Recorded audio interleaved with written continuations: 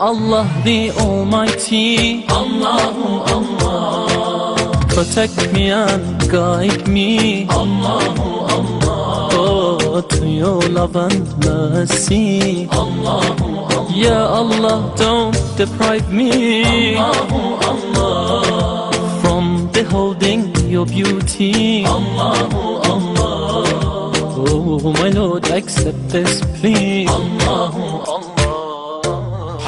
بربي جل الله، الله الله، ما في قلبي غير الله، الله الله.